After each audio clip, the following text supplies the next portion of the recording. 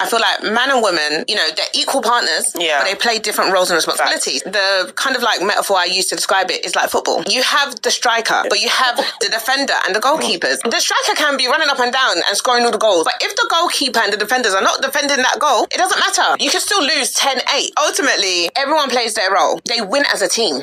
I feel like man and women. All right, shalom, shalom. Before I get started, I want to give all praise and glory to Yahweh Bashem, Yoshai, Bashem Rakah Kodash. Our double honors to our apostle, Ezra Millstone. Shalom, Wakasala, Habak Yar, which peace and mercy to the elect throughout the four corners, wherever you may be. And my brother Amar from the branch of GMS Cleveland, come back at you with another video. Lord willing to be edifying. That clip that I just played, it was a short. It says the important roles of men and women. I'm not gonna play it. I feel like the important roles of men and women in a relationship. And what she said was, the last part has some sense to it, and it was the truth, because she said men and women have roles, and that is indeed true, right? And what these women that don't really understand is that when you look at it, I mean, really look closely into the majority of these so-called relationships, the man is actually playing his role. And I don't want to say playing, but he's actually fulfilling his role, right? And even get even more technical, we understand that if that man that's with that woman, if that woman was not a virgin when they met, and if he did not take her virginity, and technically, according to scriptures, that's not her his wife. She belongs to another man, whichever man took her virginity. But nonetheless, the scriptures did say that we will be an adulterous generation. With that being said, majority of us don't actually have like I said, technically a wife, you know what I'm saying, unless you took her virginity. But nonetheless, let's get back to the point about the roles, right? So going back to the point, men pretty much fulfill their roles. Like I said, if you're a man, you got a wife, you got a woman that you're dealing with, you pretty much take care of her to the best of your ability, according to the position that you're in, because Esau, Edom made it so hard, for the average man, especially Israelite man, to actually, take care of his household like how he truly wants to. But majority of men, especially Israelite men, do not have a problem with, buying things for their wife. You know what I'm saying? If she needs money or needs the car fixed or bills, like majority of men don't have a problem with that.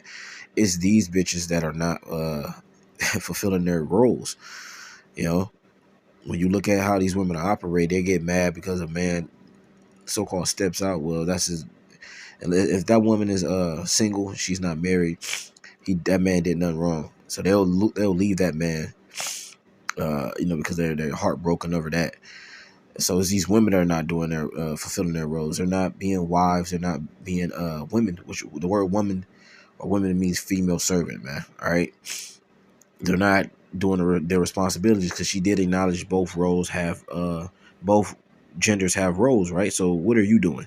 And when I say you, I'm talking about you women in general. What are you women doing that fulfilling your role? You don't know how to cook, or you don't want to cook.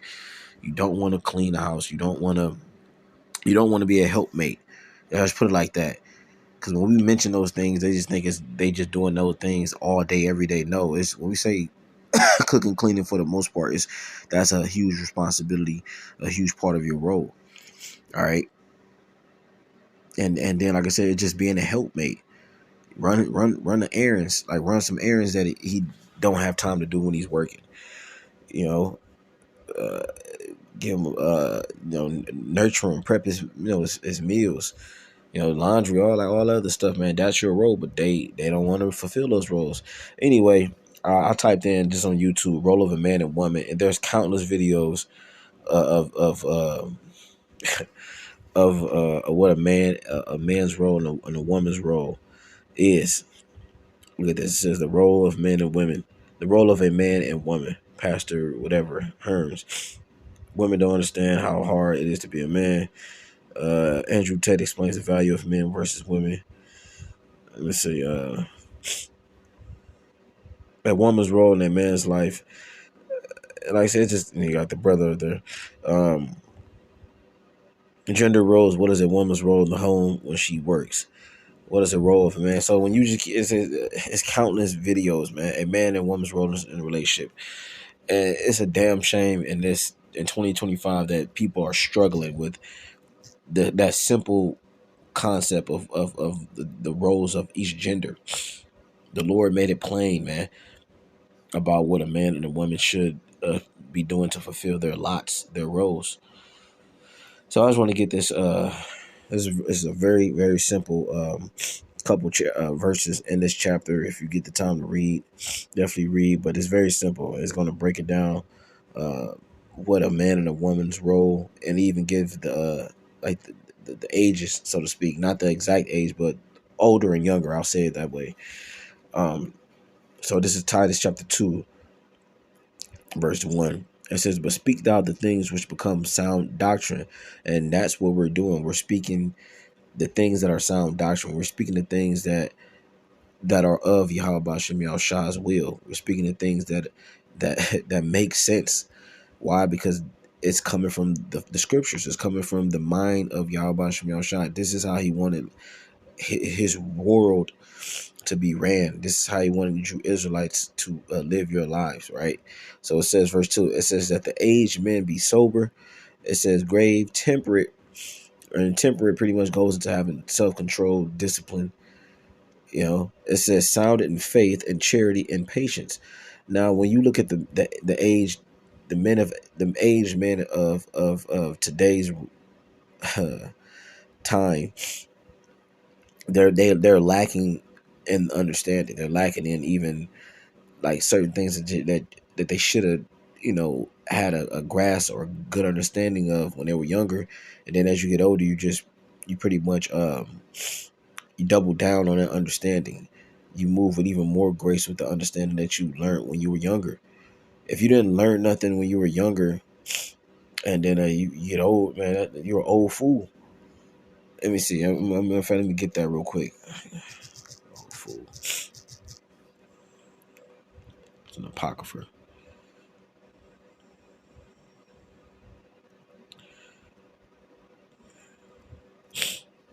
There was another one, man. Young age.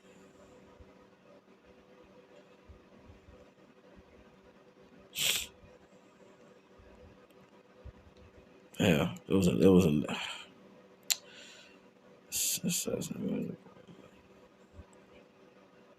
Let me see this old was it old fool?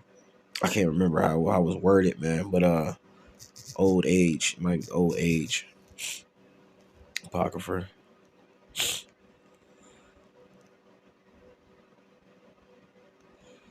I know it's in Sirach somewhere.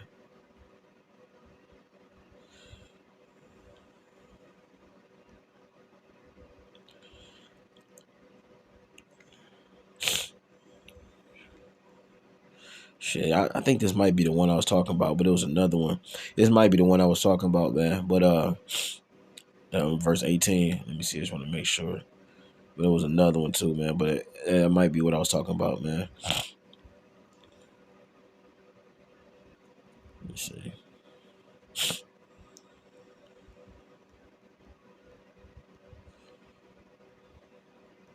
Well, yeah, I guess it was, man. All right, let me get it there.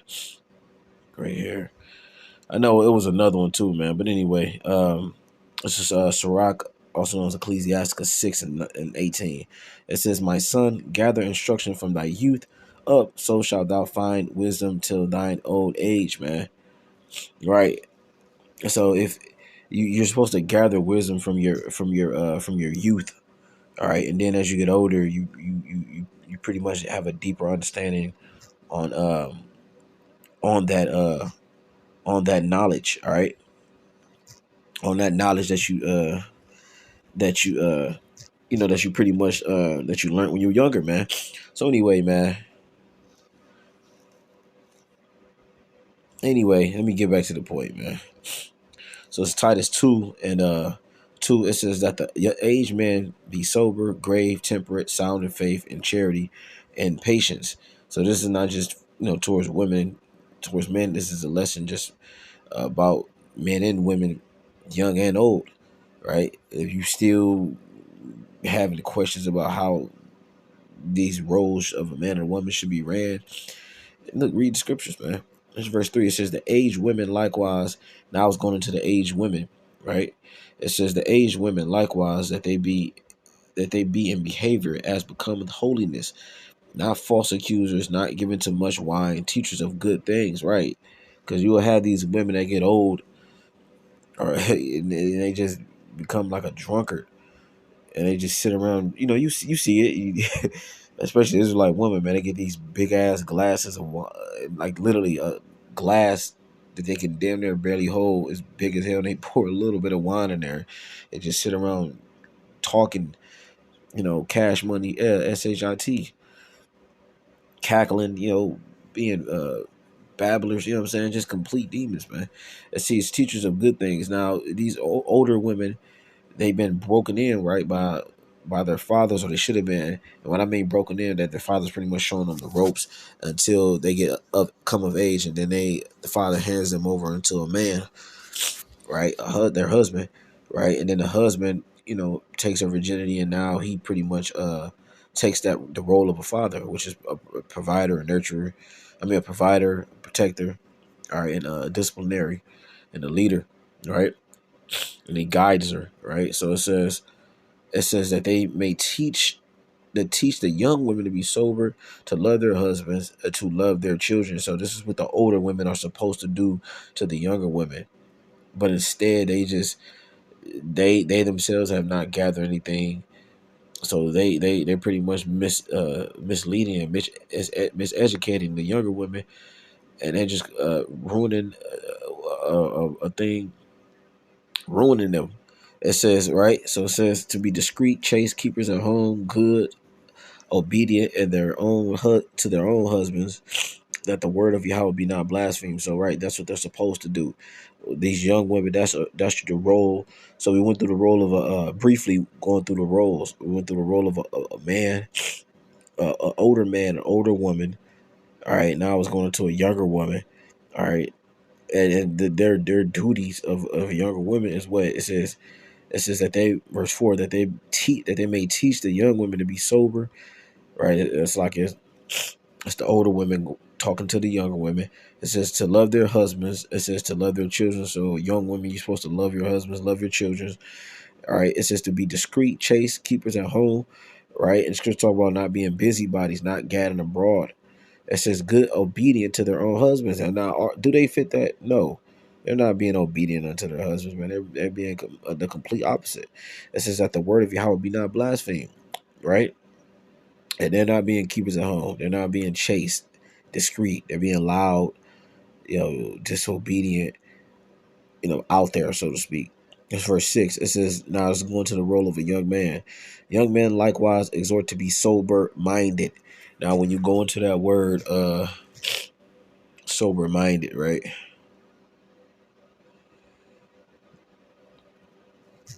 Go into that word, sober-minded.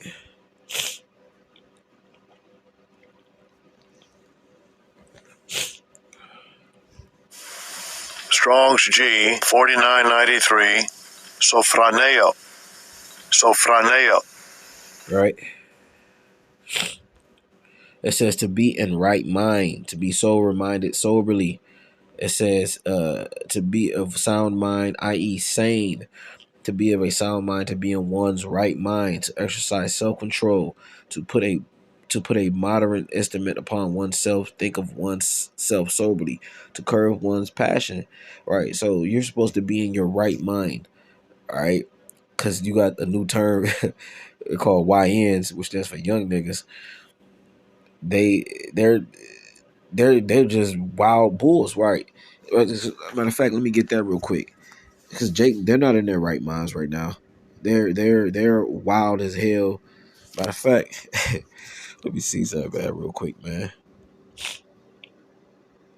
Let me just type in YNs.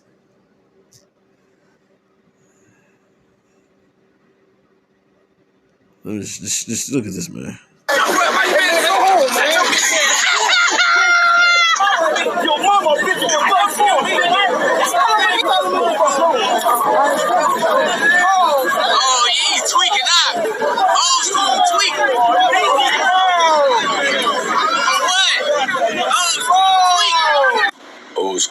to crash out like a young nigga. For me? Yeah. I'm nobody, gang. Y'all wanna die? Huh? Do y'all wanna? Oh, whoa, hey, chill out. Hey, can you get your goofy ass on the block, It's a hair dye, man.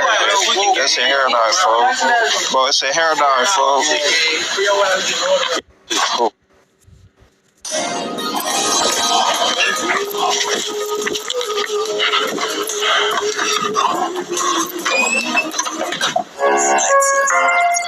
Yeah, big body bitch. I have big body ass. Alright, bro, I'm ready. I think I might pop out with this one right here.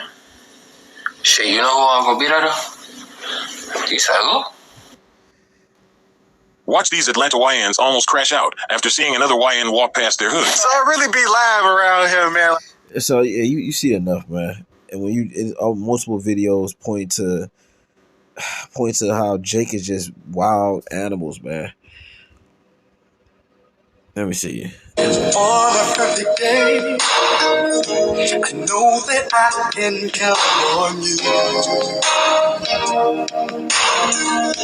When that's not possible, tell me, can you ever slow on? 'Cause I need somebody who will stand by me through the Man, bro. So let me get this, man, because verse 6, when you go into that word I just went into, it means sober-minded to me. It means to be in your right mind. And Jake is clearly young Jake, old Jake, but young Jake, right? That verse right there is young Jake. They're not in their right mind. They are completely gone, man. So this is a scripture, man. Like, scripture's got our people down pat, man. Let me see. This is Isaiah 51 and 20. It says, "Thy sons have fainted. They lie at the head of all the streets as a wild bull in a net. They are all full of the fear of the Lord, the rebuke of thy God," man. Right? And that's what you see, literally, man. When you see who hang on the street corners, man, to early mornings to late night, depending on the city, it's Jake. You see young niggas and you see old heads, which old heads is slang for older niggas. So this is the thing that we're saying, man. Jake they're wild bulls, just raging, full of anger and fury. Don't know what to channel it to or through, or what to do with that. You know, they're lost, man. It's verse 21. It says, "Therefore hear now this, thou afflicted and drunken, but not with wine.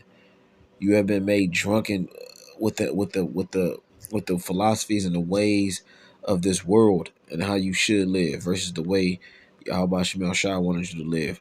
Therefore, it's going to lead to your destruction."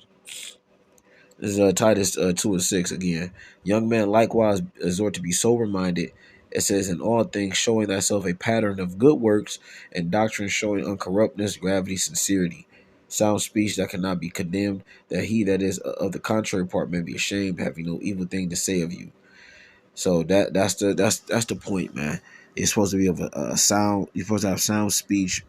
You're supposed to have this knowledge, wisdom, understanding within you, and you're supposed to show a pattern of good works. You're supposed to be in your right mind,